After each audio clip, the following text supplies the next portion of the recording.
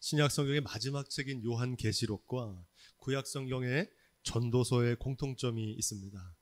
첫 번째 공통점은 두 책 다 잘 읽혀지지 않은 책이라는 겁니다. 또 하나 중요한 공통점이 있는데 마지막을 생각하며 오늘을 사는 삶의 유익을 증거한다는 것입니다. 요한계시록이 세상의 종말에 대처하는 믿음의 자세에 관해서 증거한다면 전도서는 인생의 종말, 죽음을 생각하며 사는 믿음의 자세를 증거하고 있습니다. 영원한 나라도 없고 영원한 인생도 없는 것처럼 이 세상은 영원하지 않고 반드시 끝이 있습니다. 이 끝나는 날에 성경은 하나님의 심판대 앞에 서게 된다고 증거합니다. 결산하는 순간이 있다는 것이죠. 우리는 주인이 아니라 사실은 청지기라는 것입니다. 그렇다면 청지기로 어떻게 살아야 되는가? 우리는 지난 시간에 누가복음 16장 불의한 청지기의 비유를 묵상해 봤습니다. 이 비유는 주인의 재산을 제멋대로 허비한 청지기가 등장합니다. 그런데 반전이 벌어지죠. 이 비유의 결론은 주인이 오히려 그 불의한 청지기를 지혜롭다고 칭찬했다는 겁니다. 무엇이 지혜롭다는 것인가? 세 가지로 묵상할 수 있는데, 첫째는 그는 자신이 청지기라는 사실을 깨달았던 겁니다. 생명과 건강, 물질과 재능을 결산하는 날이 옵니다. 청지기의 사물을 더 이상 계속할 수 없는 시간이 온다는 겁니다. 청지기의 직분을 빼앗기기 전에 그것을 미리 자각했던 겁니다. 그게 지혜롭다는 겁니다. 다 잃어버린 다음에 깨닫는 경우가 많습니다. 물질을 잃어버리고 다 잃어버린 다음에야 물질의 주관자가 하나님이시구나. 그때 깨달으면 너무 늦습니다. 많은 사람들은 죽는 순간까지도 이 사실을 모르고 살아갑니다. 그런데 이 불의한 청지기는 그 사실을 미리 깨달았기 때문에 지혜롭다는 겁니다. 이 지혜가 저와 여러분 가운데도 있기를 주님의 이름으로 축복드립니다. 이 청지기가 지혜로운 이유가 3절 4절에 나옵니다. 우리 계속 읽어보겠습니다. 시작. 청지기가 속으로 이르되 주인이 내 직분을 빼앗으니 내가 무엇을 할꼬? 땅을 파자니 힘이 없고 빌어먹자니 부끄럽구나. 내가 할 일을 알았도다. 이렇게 하면 직분을 빼앗긴 후에 저희가 나를 자기 집으로 영접하리라 하고. 아멘. 청지기는 빼앗긴 후에 자기의 모습이 어떻게 될지에 대해서 미리 예측하고 있었던 겁니다. 한마디로 자신의 실존을 자각했던 겁니다. 인간의 실존은 한 줌의 재로 돌아갈 수밖에 없는 존재입니다. 예외가 있을까요? 없을까요? 없습니다. 어김없이 한 줌의 재로 돌아갈 수밖에 없는 존재가 인간인 줄로 믿습니다. 이 청지기는 우리의 생명과 건강과 물질과 자녀, 재능과 시간이 영원하지 않고 변하는 것이고 두고 가는 것이라는 사실을 자각했습니다. 안타깝게도 많은 사람들은 이 사실을 모른 채 천년 만년 살 것처럼 살아갑니다. 가지고 가는 줄로 알아요. 불의한 청지기가 지혜로웠던 이유가 5절로 7절에 나오는데 이 말씀도 그런 의미에서 함께 읽어보겠습니다. 시작. 주인에게 빚진 자를 낱낱이 불러다가 먼저 온 자에게 이르되 내가 내 주인에게 얼마나 졌느뇨? 말하되 기름 100말이니이다. 가로되 여기 내 증서를 가지고 빨리 앉아 50이라 쓰라 하고 또 다른 이에게 이르되 너는 얼마나 졌느뇨? 가로되 밀 100석이니이다. 이르되 여기 내 증서를 가지고 80이라 쓰라 하였는지라. 아멘. 얼핏 보면 이 불의한 청지기가 한 일이 이게 왜 지혜로운 일인가 이해하기 어렵기 때문에 이 불의한 청지기의 비유는 대표적인 난해 구절로 이해됩니다. 이 불의한 청지기가 지혜로웠던 이유는 아직 자기 손에 있을 때 그것을 선용했다는 겁니다. 삶의 주관자 되신 하나님께서는 청지기인 우리에게 무엇을 맡기실 때 그냥 맡기시지 않고 전적으로 위임하십니다. 우리의 손에 있을 때는 내 마음대로 할 수 있는 권한이 있다는 겁니다. 이 권한을 맡기신 분의 뜻에 따라 선용해야 되는데 대부분의 경우 맡기신 분의 뜻과는 상관없이 내 마음대로 내 멋대로 착복하는 것이 문제입니다. 하나님께서 우리에게 이 생명과 건강과 물질과 재능을 맡기신 목적이 있습니다. 다른 말로 하나님의 뜻이 있습니다. 나 자신을 위해서 착복하기보다는 타인을 위해서 선용하기를 원하신다는 겁니다. 하나님의 뜻은 소유가 아니라 향유입니다. 향유는 뭡니까? 내 것으로 소유하는 것이 아니고 그 소유한 것을 널리 퍼뜨려 나누는 것이 향유입니다. 왜냐하면 소유하는 삶보다 향유하는 삶이 더 아름답고 우리의 삶을 풍성하게 하기 때문입니다. 이 지혜가 저와 여러분 가운데도 있기를 주님의 이름으로 축복드립니다. 이 비유의 핵심은 8절에 있습니다. 주인이 이 옳지 않은 청지기가 이를 지혜 있게 하였으므로 칭찬하였으니 이 세대의 아들들이 자기 시대에 있어서는 빛의 아들들보다 더 지혜로움이니라. 아멘. 주인이 불의한 청지기를 칭찬했던 이유를 한 문장으로 정리하는데 여기서 나오는 이 세대의 아들들은 누구냐? 요즘으로 바꿔 말하면 하나님을 모르는 불신자, 교회 밖에 있는 사람들이다 이렇게 이해할 수 있고, 빛의 아들들은 누구냐? 하나님을 아는 저와 여러분과 같은 신앙인들을 가리킵니다. 교회 안 다니는 사람들이 교회 다니는 사람보다 청지기의 사명을 더 잘 감당하며 살더라는 겁니다. 기업들이 전에는 생산성을 높이고 수익을 많이 창출하는 기업이 좋은 기업이라 그랬는데 이제는 바뀌었습니다. 앞을 다투어 친환경 경영에 나섭니다. ESG라고 하는데 친환경, 사회적인 책임, 지배구조 개선, 기업을 더 투명하고 건강하게 이끌어가는 기업을 좋은 기업이라고 생각합니다. 그래야 지속 가능한 발전을 이룰 수 있다고 생각하는 겁니다. 교회로 말하면 예전에는 큰 교회, 대형 교회가 좋은 교회라고 생각했는데 이제는 그게 바뀌어야 된다는 겁니다. 주님이 머리 되신 거룩한 교회가 좋은 교회인 줄로 믿습니다. 저는 우리 강릉 예한교회가 가장 기독교적인 교회, 가장 개신교적인 교회, 가장 감리교적인 교회가 되기를 소망합니다. 믿지 않는 사람들, 세상 사람들이 오히려 더 청지기의 사명을 잘 감당하더라는 겁니다.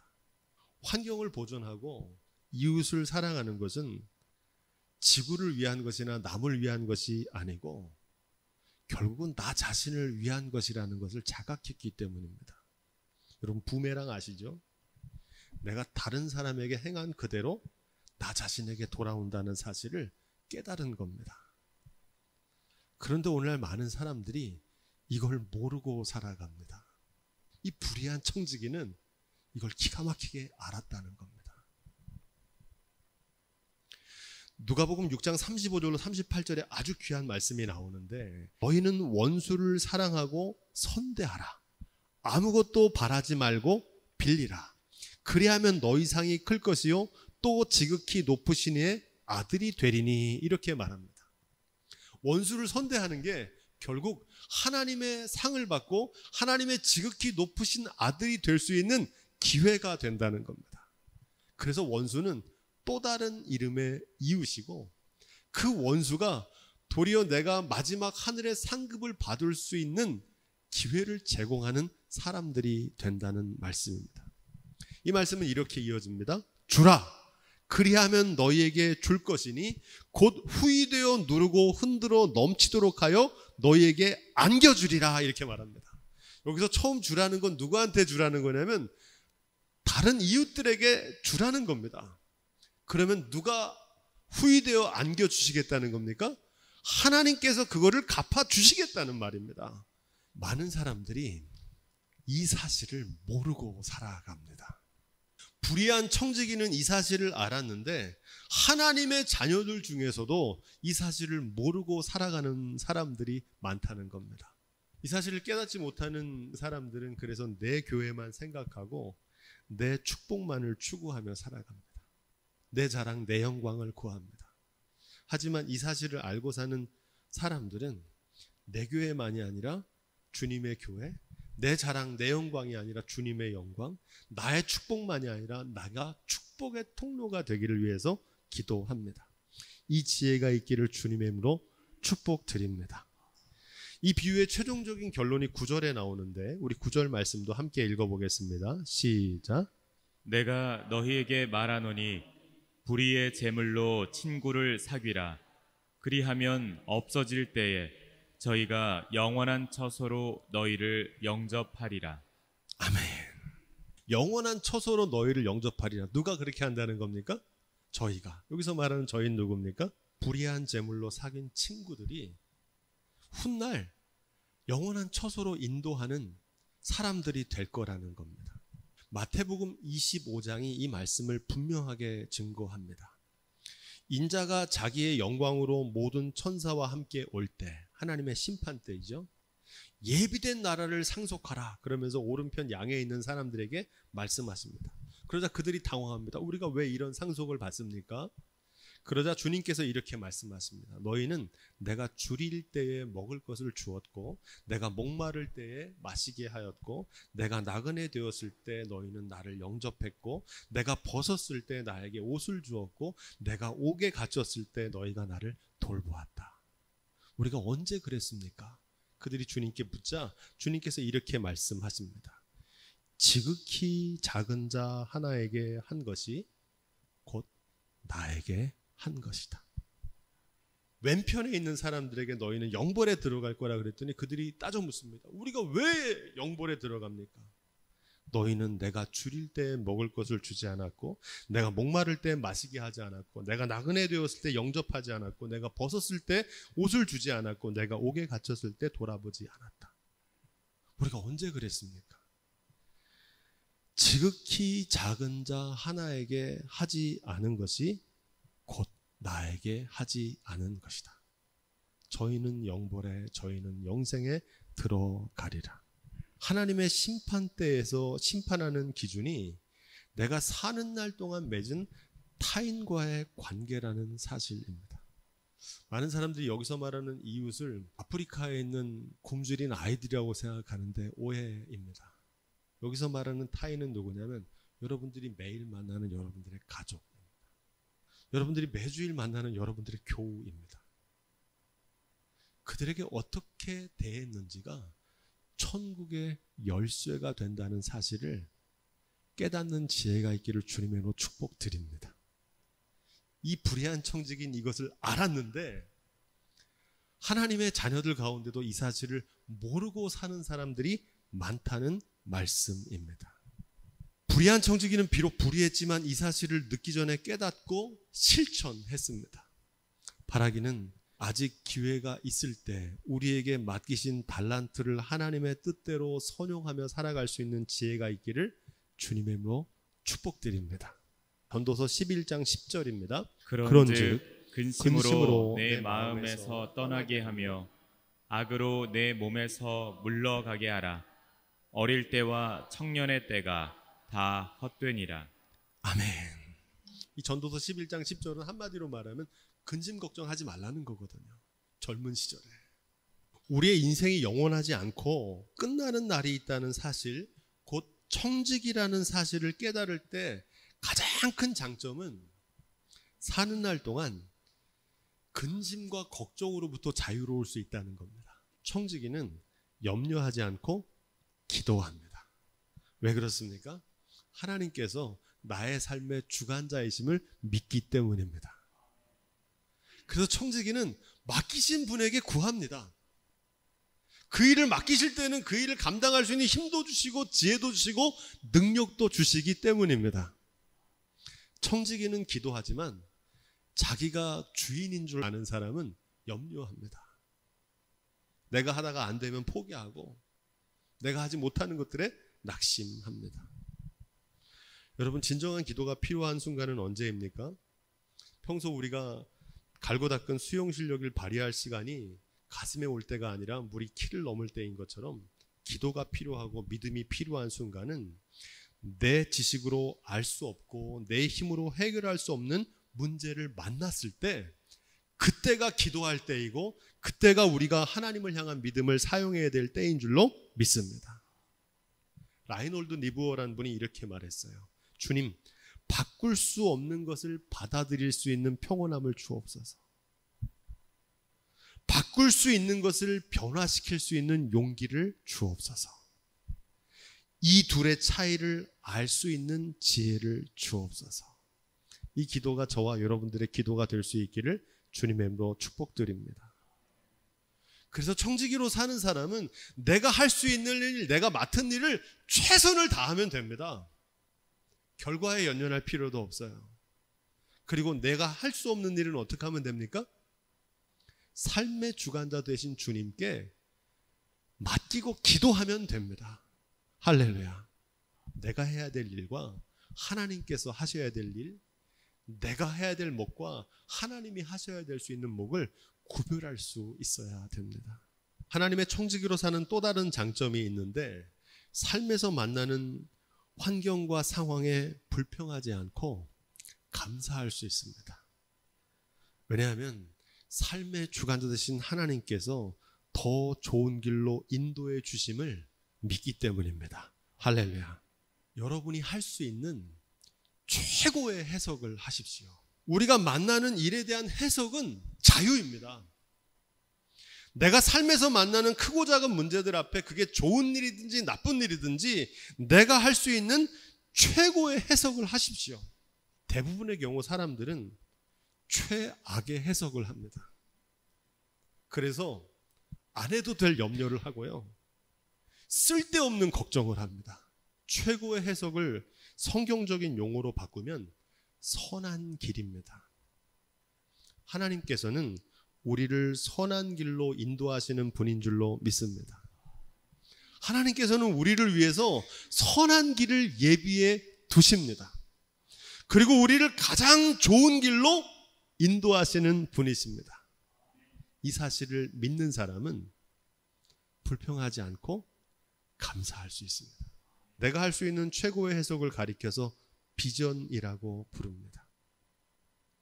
하나님이 인도하시는 선한 길을 믿고 소망하며 나아가는 삶입니다. 그런데 문제는 아무나 이렇게 못한다는 겁니다. 이 최고의 해석이 안 되는 분들이 있어요. 아무나 못해요. 선한 길로 인도하시는 하나님을 믿고 신뢰하는 분들만 가능합니다. 그게. 여기에 비밀이 있어요. 하나님을 하나님으로 경외하고 믿는 사람들만 최고의 해석을 할 수 있어요. 하나님이 나를 선한 길로 인도하실 거다. 이 믿음이 있기를 주님의 이름으로 축원드립니다. 이 믿음은 평사에는 안 드러나고 위기의 순간에 드러납니다. 비가 오고 창수가 나는 날, 하나님을 경외하는 믿음이 있는 사람과 믿음이 있는 척만 했던 사람의 차이가 드러납니다. 하나님을 경외하는 믿음이 있는 사람은 기도하지만 이 믿음이 없는 사람은 염려합니다. 하나님을 경외하는 믿음이 있는 사람은 감사하지만 이 믿음이 없는 사람은 불평합니다. 더 좋은 길로 인도하실 것을 믿기 때문입니다. 창세기의 마지막 주인공 요셉의 삶이 이를 잘 증거합니다. 여러분, 요셉의 여정은 탄탄대로나 승승장구가 아니었습니다. 그는 여러분 잘 아시는 대로 젊은 나이에 형제들에게 팔려서 종살이를 했고 억울한 누명을 쓰고 언제 풀려날지 모르는 옥살이를 했습니다. 요셉은 형통한 삶이 아니라 우여곡절이 많은 삶이었습니다. 하지만 요셉은 하나님이 자신을 선한 길로 인도하심을 믿었습니다. 어린 시절에 자기에게 보여주셨던 그 하나님의 비전이 반드시 이루어질 거라는 것을 믿었습니다. 비록 현실에서 눈앞에서는 그런 비전이 이루어질 것 같지 않지만 그럼에도 불구하고 요셉은 하나님을 선한 길로 인도하시는 분이란 사실을 믿었습니다.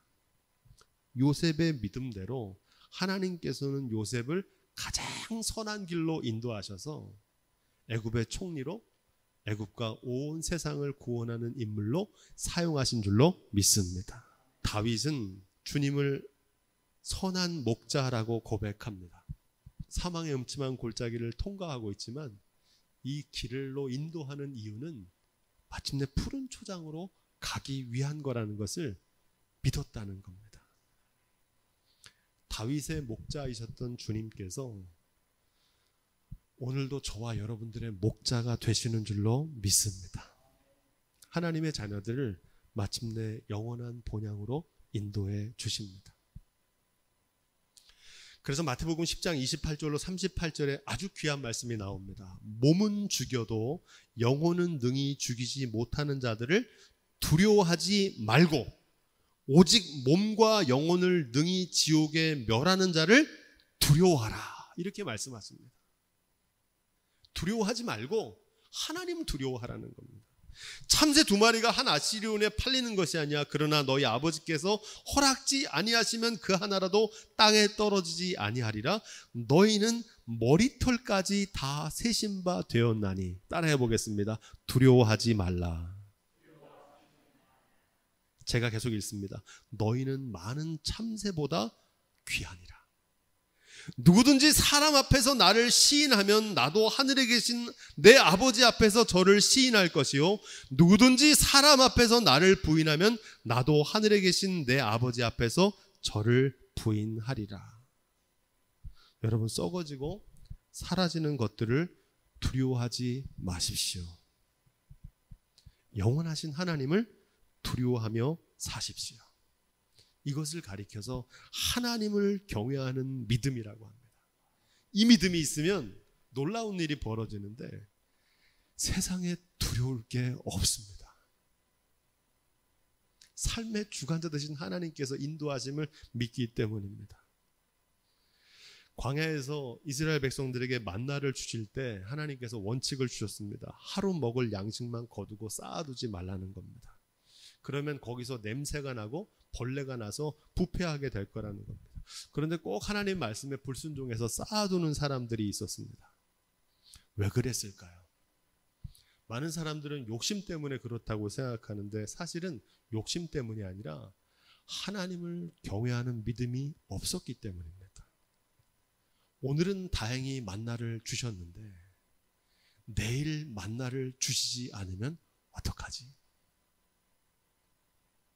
그래서 그들은 그 말씀에 순종하지 않고 내일 먹을 만나까지 저장해 두었던 겁니다. 여러분들은 무엇을 두려워하십니까? 지금 뭐 때문에 불안해 하십니까? 물질입니까? 자녀입니까? 사람입니까? 날마다 일용할 양식을 공급하시는 하나님을 경외하면 불안해할 이유가 없습니다. 절망 중에도 소망을 품을 수 있고 환난을 견뎌내고 위기를 이겨낼 수 있습니다. 작은 일에도 충성할 수 있습니다. 성공과 실패에도 연연하지 않고 한결같은 평정심을 유지할 수 있습니다. 헛된 세상에서 행복을 만끽하며 살아갈 수 있습니다. 바라기는 하나님을 경외하는 믿음으로 날마다 신실한 청지기로 살아가는 지혜가 오늘 예배하는 저와 여러분 가운데 있기를 주님의 이름으로 축원드립니다.